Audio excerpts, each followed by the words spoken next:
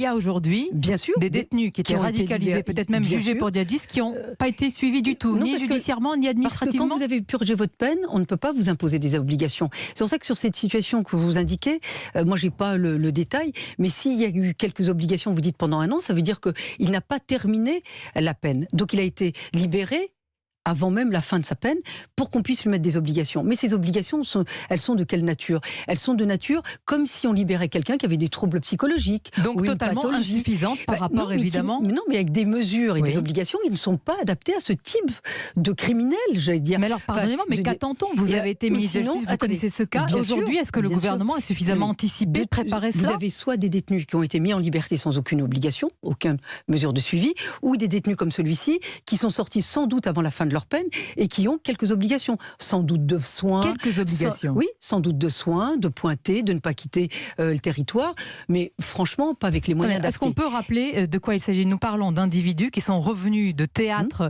irakiens et syriens, avec tout ce qui s'est passé sur place, revenus sur le sol français, emprisonnés pour 6-7 ans, et qui sortent. C'est bien cela. Qui sortent, avec tout ce qu'ils ont pu commettre sur place. Et s'ils ont terminé totalement leur peine, vous ne pouvez plus les surveiller. Moi, je vais vous dire, ça, on fait... La justice n'a plus son mot à dire. Ben non, vous avez purgé votre peine.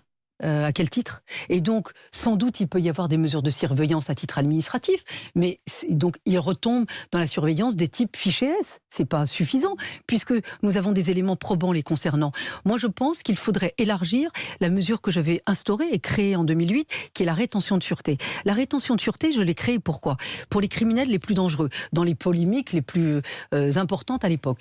Cette rétention de sûreté, elle est faite pour des criminels dangereux, les pédophiles, les criminels en série, et donc elle est très déterminée. Moi, je pense qu'il faut l'élargir pour les djihadistes, pour les personnes condamnées pour radicalisation, pour actes de terrorisme, mais également pour ceux qui reviennent de ces terrains une rétention, mais pour combien de temps, quelle durée? Le code pénal le dit bien. Tant que vous êtes dangereux, on ne les Madame remet Dati, pas. la question se posera à chaque fois. Bien sûr. Il n'y a pas de rétention ni éternelle ni perpétuelle. C'est tout à fait normal. C'est très clair. Ces individus ne peuvent pas être remis en liberté tant que leur dangerosité est encore avérée. Moi, je vais vous dire, ils resteront, si c'est nécessaire, très longtemps, tant que leur dangerosité est encore avérée.